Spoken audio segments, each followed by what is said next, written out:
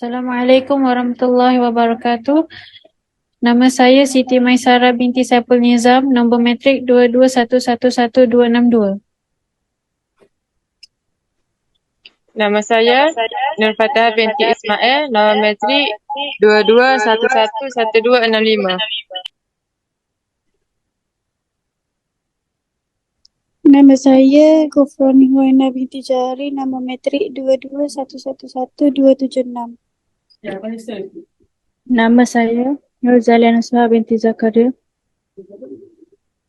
Nama matrik 22111275. Kami ingin membentangkan yang bertajuk metafizik. Hasil pembelajaran. Yang pertama, menjelaskan hubungan antara insan dengan alam dalam konteks faham kosmologi, silam dan ekologi semasa.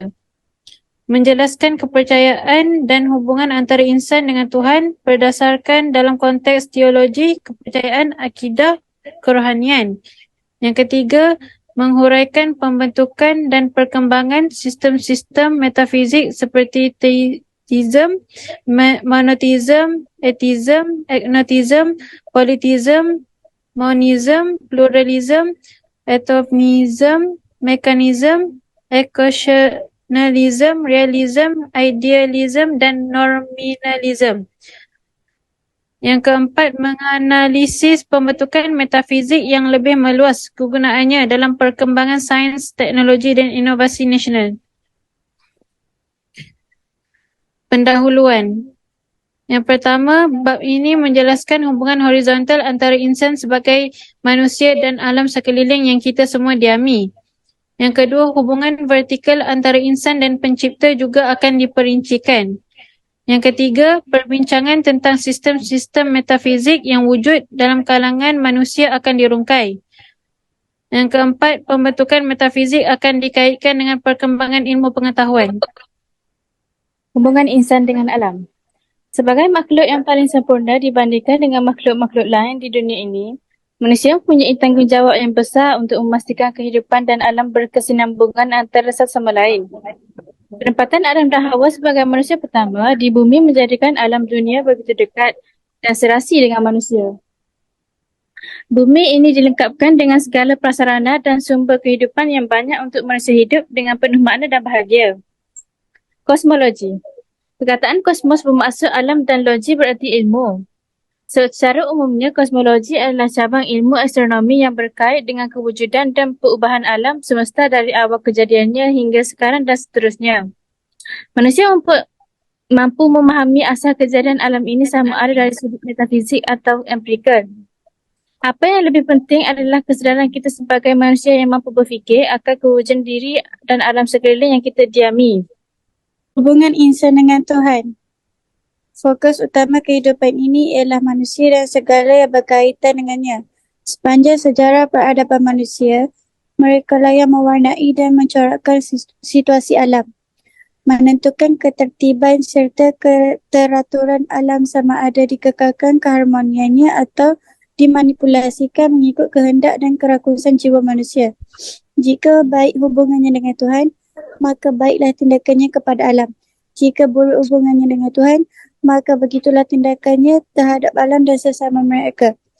Ahli falsafah mengemukakan pandangan mereka masing-masing mengenai hubungan antara manusia, Tuhan dan alam. Teologi, kepercayaan, akidah.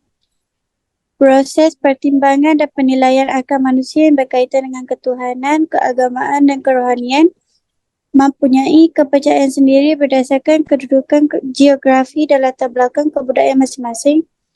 Dalam usaha untuk memahami konsep kosmologi, satu persoalan penting sering dibangkitkan dan jawapan yang diberikan adalah rencam. Mereka yang berpegang kepada konsep empirikal sebagai sumber percaya kepada konsep evolusi yang diketengahkan. Golongan yang berpegang kepada metafizik pula tetap berpegang dengan apa yang disampaikan oleh agama masing-masing. Kerohanian, perkara-perkara yang berkaitan dengan roh, spiritual, kepentingan aspek rohani dalam pembangunan insan sangat berkait rapat dengan hubungan manusia dengan Tuhan dari perspektif Islam. keimanan dan kepercayaan kepada Tuhan yang didasari oleh hakikat tauhid yang sebenar, memelihara kesucian agama dengan meninggalkan syariat agama dalam kehidupan serta yakin terhadap balasan akhirat di atas setiap bentuk perbuatan manusia di dunia ini.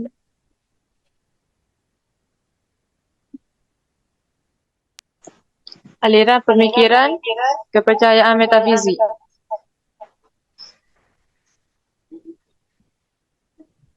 Teism, kepercayaan akan wujudnya Tuhan atau Dewa-Dewi. Monotheism, kepercayaan akan wujudnya hanya satu Tuhan. Atheism, kepercayaan yang menafikan kewujudan Tuhan.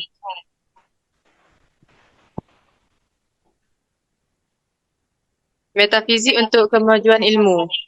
Metafizik sering dibahaskan ahli falsafah, sains dan agama. Metafizik kepada akal dan para saintis pula menjadikan panca indera sebagai asas rujukan. Mencari kebenaran dan mencapai kebahagiaan dalam kehidupan. Kaedah penyelidikan yang tidak dapat disahkan dengan kaedah-kaedah sains empirikal. Agama dan pegangan Teism yang dibicarakan sebelum ini memisahkan antara sains dan metafizik.